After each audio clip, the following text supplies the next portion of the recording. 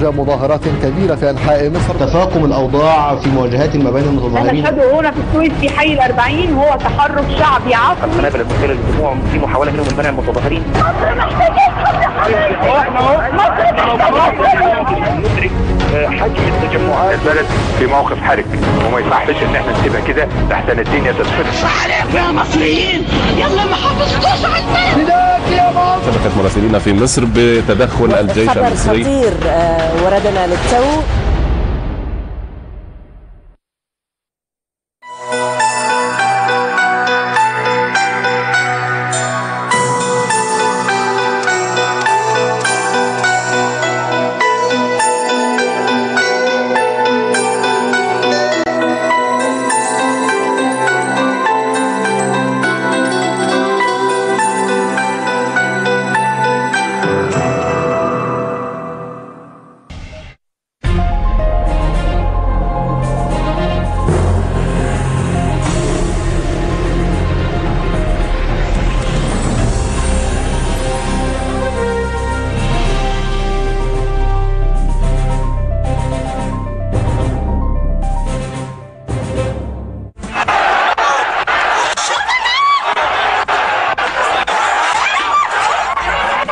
جموعة الغضب في مصر وما حدث فيها حين انقطعت الاتصالات ووقعت المواجهة بين الشرطة والمحتجين.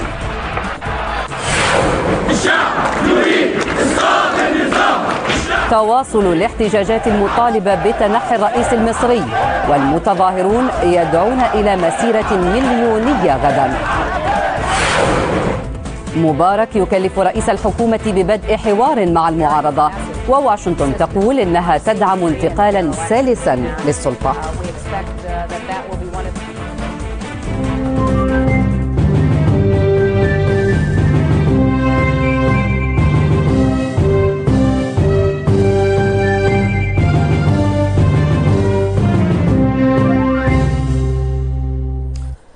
نشرة الأخبار من قناة الجزيرة في قطر. السلام عليكم وأهلا بكم إلى هذه التغطية للأحداث الجارية في مصر. نبدأ هذه التغطية بصور تعرض ربما للمرة الأولى لما حدث في جمعة الغضب 28 من يناير الجاري، حين خرج آلاف المصريين مطالبين بإسقاط نظام الرئيس المصري حسني مبارك في القاهرة ومعظم المدن المصرية. حينها انقطعت جميع الاتصالات وتم قطع الإنترنت، وعلى مدى 3 أو 4 ساعات كاملة من ظهيرة هذا اليوم كانت صورة ما يحدث على الأرض غير معلومة. الصور التالية تبين ما حدث وكيف انتهى الأمر بعدها بساعات قليلة إلى اختفاء الأمن المصري من شوارع القاهرة ومدن مصر جلها. نتابع.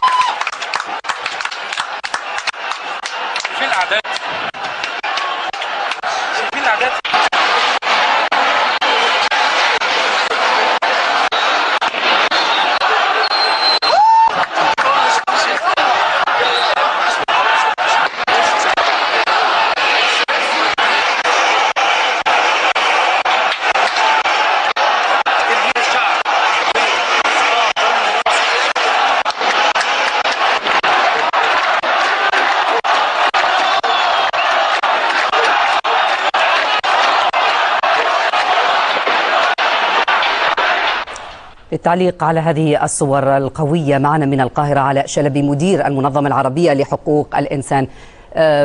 لكن قبل أن نعلق لا بأس أن نذكر بهذا الخبر العاجل الذي بإمكانكم متابعته على الشاشة، وهو تعيين اللواء محمود وجدي وزيرا للداخلية المصرية وتعيين جودة الملط وزيرا للمالية جودة الملط. إذن سيد علاء، نعود للتعليق على هذه الصور التي تابعناها والتي كانت إلى حد اليوم على الأقل يعني مخفية عندما قطعت كل الاتصالات وقطع الإنترنت في ذلك اليوم وخلال تلك الساعات عن كل المشاهد العربي. كحقوقي، ما تعليقك على هذه الصور؟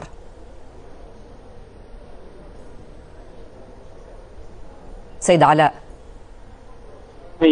شكلنا خريطة أزمة للمتابعة، وكنا نتوقع بطبيعة الحال انتهاكات جسيمة للمتظاهرين ولحقوقهم ولحقوق الشعب والأفراد، لكن ما حدث فاق جميع التوقعات. هذه الخلية تنشط الآن عبر شبكة واسعة جدا. صحيح أن المنظمة بتلعب دور على مستوى المنطقة العربية إقليميا، لكن أيضا لها من الأعضاء الفرديين الأفراد، ولها انتشار شبكي كبير جدا يزودنا أول بأول ويزود هذه الخلية بالمعلومات، وأجرينا استقصاء كبير سواء لعمليات الانتهاكات التي ارتكبت كذلك لمطالب الجماهير الغاضبة والمحتشدة.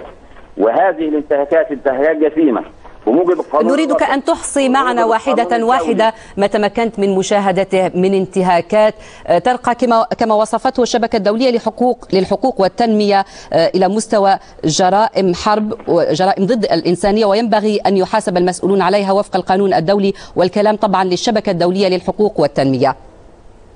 لا، في حقيقة الأمر مسألة التصنيف القانوني دي مسألة مبكرة جدا. مسألة تصنيف هذه الجرائم، هذه الانتهاكات الجسيمة، هذا هو الوصف المطابق، لكن توصفها باعتبارها جرائم ضد الإنسانية هذا توصيف مبكر جدا، لأنه لابد أن ماذا تسمي دهس سيارات الشرطة لجموع من المواطنين؟ كان من الواضح جدا بأنهم يتظاهرون سلميا. ماذا يمكن أن نسمي رش مصلين وهم يؤدون صلاتهم بخراطيم المياه؟ ما الذي يمكن أن نسميه؟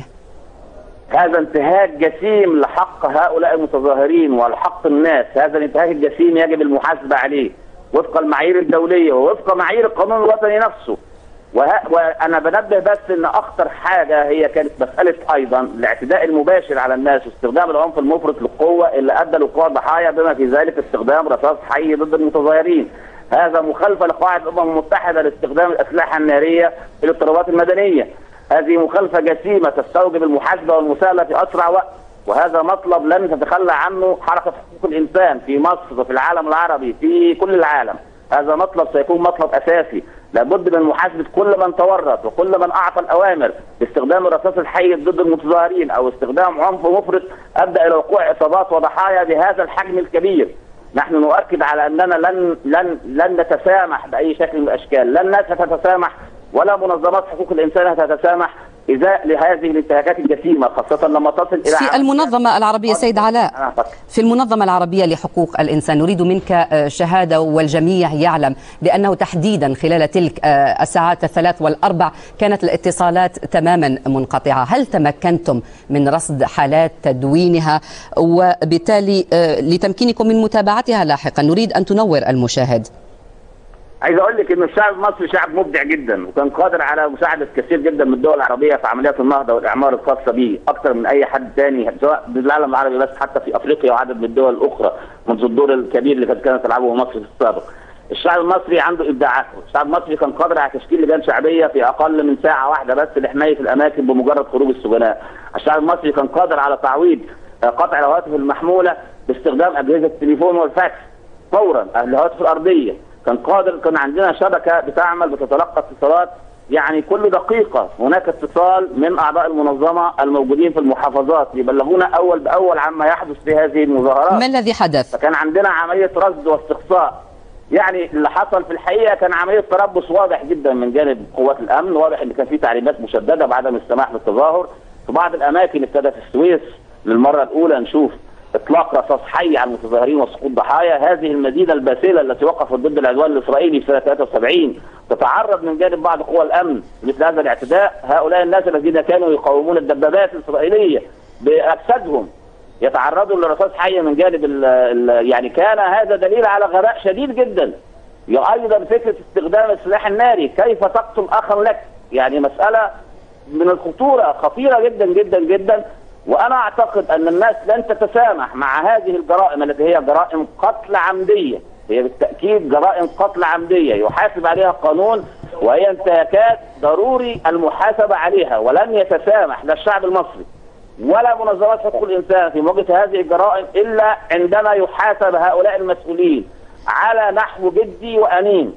وايضا يجب ونؤكد مره اخرى ان هذه الازمه لن تحل نفسها الا عند الاستجابه لمطالب الشعب، والاستجابه لمطالب الشعب بشكل امين، وليس التلاعب والالتفاف حول هذه المطالب باي شكل من الاشكال. نعم سيد علاء، الان هنالك محاولات لاعاده هذه القوات، قوات الامن للشارع، كيف تنظرون الى هذه الخطوه وما مدى حكمتها؟ أنا أعتقد أن عودة قوات الأمن للعمل في إطار دورهم المهني وليس دور المؤسسة القمعية التي تحمي أمن الدولة. هذه العودة عودة محمودة نرحب بها والناس يرحبون بها حاليا، لكن ضروري جدا وكان مهم جدا مسألة تجنيبهم فكرة مواجهة التظاهرات السلمية. عودتهم مسألة ضرورية، لأن الناس النهاردة في حقيقة الأمر في إطار هذه الفوضى التي هي فوضى منهجية في حقيقة الأمر باتت تفتقد رقم 1 للأمن، 2 باتت تفتقد لاحتياجات المعيشة الضرورية والأساسية. حاليا هناك نقص فادح في الخبز، نقص فادح في المواد الغذائية الأساسية، الناس تعاني معاناة كبيرة، معظم محلات البقالة وغيرها من مستلزمات الناس أغلقت. يعني احنا النهاردة الناس في مصر في وضع صعب جدا، لكن أنا بقول ولازم النظام ينتبه ولازم الحكومة تنتبه لهذا، أن استمرار هذا الوضع ليس معناه بالضرورة أن هم قادرين على حجب الناس عن التظاهرات، لأن الناس في اللحظة المناسبة لن تنتظر يعني هتتحرك جميعها. نعم. الآن هنالك تعيينات جديدة، ما لم يكن هناك خبز يصد رمق الناس. نعم سيد علاء، هنالك الآن تعيينات جديدة، ويبدو أن الوزراء المعينون يؤدون اليمين الدستورية في هذه الأثناء. تعيين، نبدأ بالنقطة ربما التي هي من مجال اختصاصكم مباشرة، تعيين وزير داخلية جديد، كيف ترون هذه الخطوة؟ هل ستساعد ربما في تعاطي آخر في امتصاص الغضب؟ كيف تقرؤونها؟ ما الذي يمكن أن تؤدي إليه؟ هناك داعي وهناك ضرورة أساسية جدا، ضرورة أساسية لتعيين وزير داخلية. نحن نرى أن هذه الخطوة خطوة ضرورية، وهذا التعيين نحن نرحب به، لكن أيضا الحكم على هذه الخطوة سيكون من خلال الممارسة. نستطيع أن نحكم الآن، لكن نؤكد أن أول دور على وزير الداخلية الحالي أن يقوم به هو اعتقال وزير الداخلية السابق الذي أمر بقتل المتظاهرين، اعتقال قيادات الأمن المسؤولة عن قتل المتظاهرين وعن استخدام العنف المفرط بحق المتظاهرين. هذا ما يرسي الثقة في تعيين وزير داخلية جديد، وهذا ما قد يرسي الثقة في تعيين الحكومة أو تشكيل هذه الحكومة. ونؤكد أيضا أن مثل هذه الحكومة يجب أن تعمل لمرحلة انتقالية فقط، ويجب أن تتمتع بتفاهم مع كافة القوى السياسية في مصر دون إقصاء لأي لعل العديد سيد علاء ودون حجب الشرعية عن أي من القوى السياسية. لعل العديد سيبادرك الآن لو كان هنا بنفس السؤال، ما مدى